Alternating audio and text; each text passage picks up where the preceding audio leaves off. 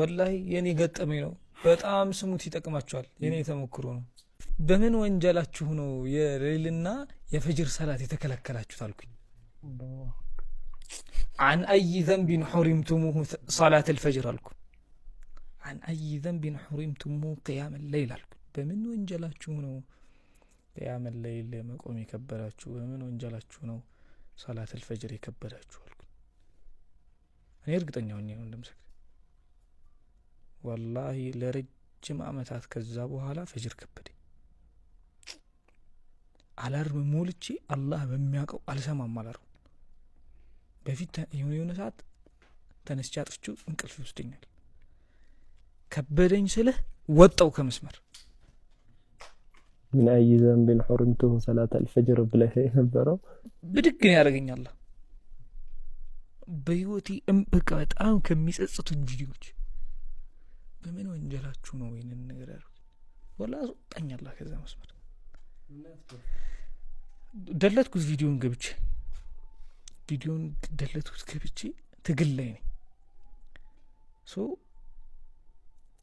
አይ እኔ ከዚህ እሱንም በምክንያት አስቀምጣኩ በዚህ ምክንያት hatta በሰዓቱ እኔ እንኳን ልጆቹን ለማስቀራት እንቅልፍ ቢወስደኝ ማማ መታ ተቀሰቅሰኝ ነበር ተነስ ይደውልልኝ ነበር ፋዘር ተነስ አስቀራቸው ምናምን ይያለ ማለት ነው ለዛ ብዬ ነው ወረበል ከዓባ እኛኮ ምስኪኖች ነን አላህ ባይሰትረን ኖሮ በተዋረድን ነበር የራሴን ነገር ደብቆልኛል የተደበቀው ተደብቆ ሌሎችን ነው ማሳነሰው የተሸፈነው ተሸፍኖ ሌሎች ላይ ነው ማሾፈው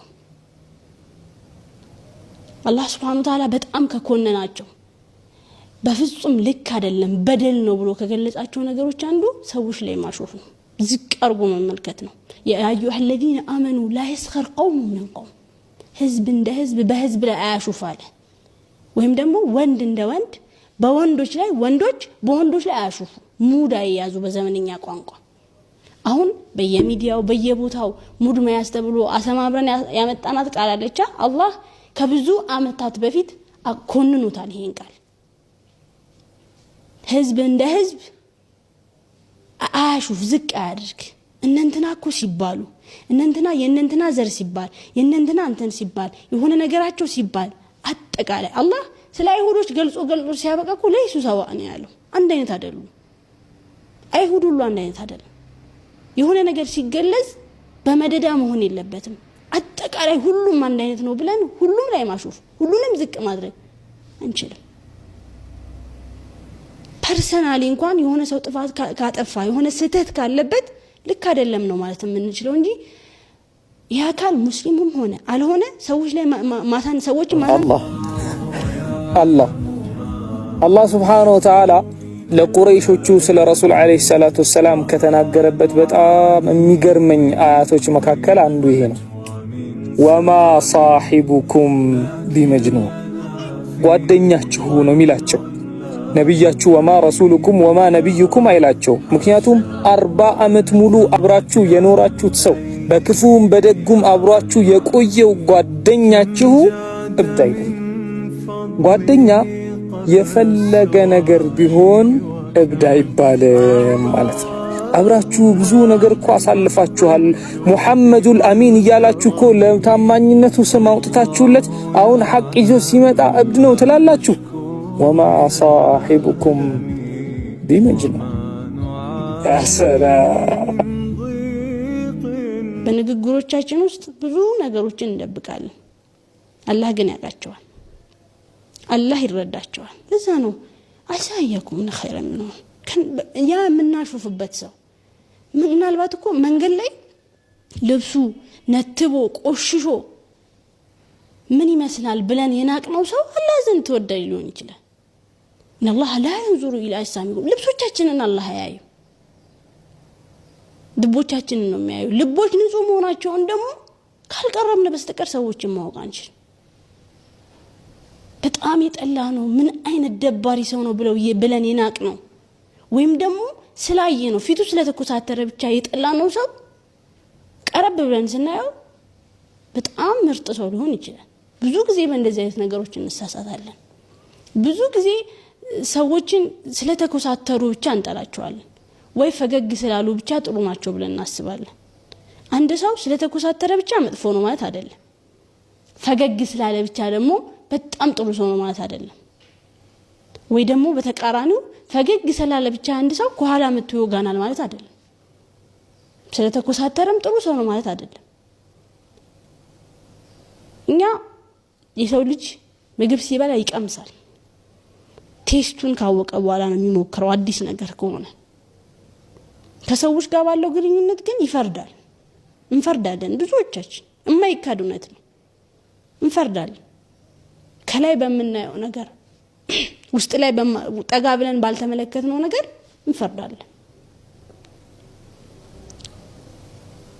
ለዛ ነው አላህ Subhanahu Wa Ta'ala በተደጋጋሚ ይህንን لا يسخر قوم من قوم عسى أن يكونوا خيرا منهم ولا نساء من نساء عسى أن يكون خيرا منهن ካለ በኋላ መጨረሻ ላይ ይህንን የሚያደርጉ ሰዎች ካልተወበቱ በደል ነው አለ።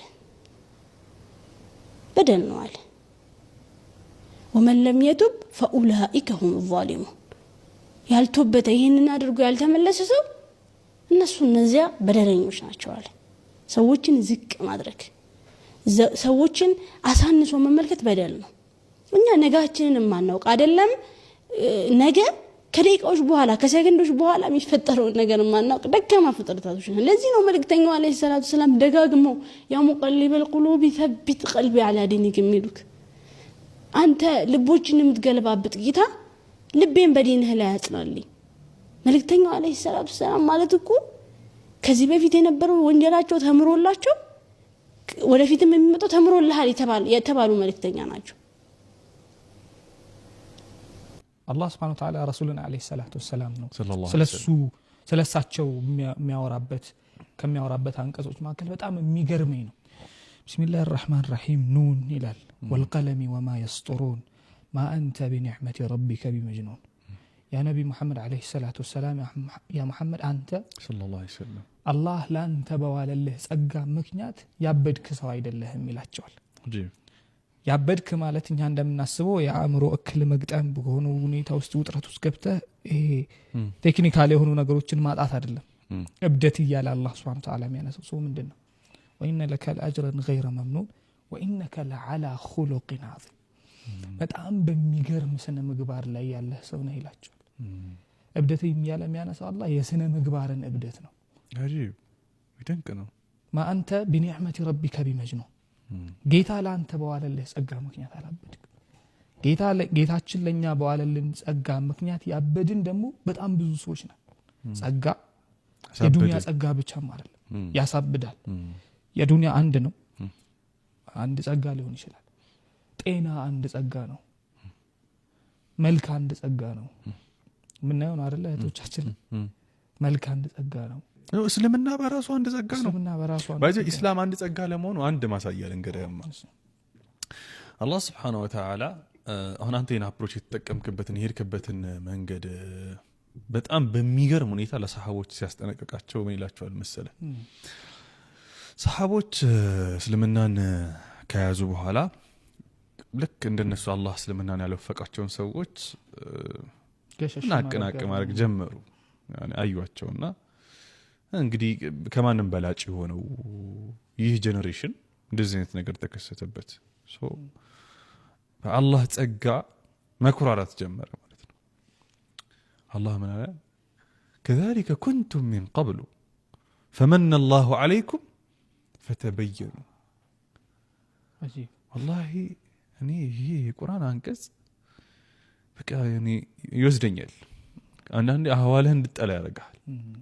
አንደርስቲሜት እናደርጋለን ችግር ስላለብን ነው። አሁን ሀምዚ በጣም በሚገርም ሁኔታ ነው የገለጽከው።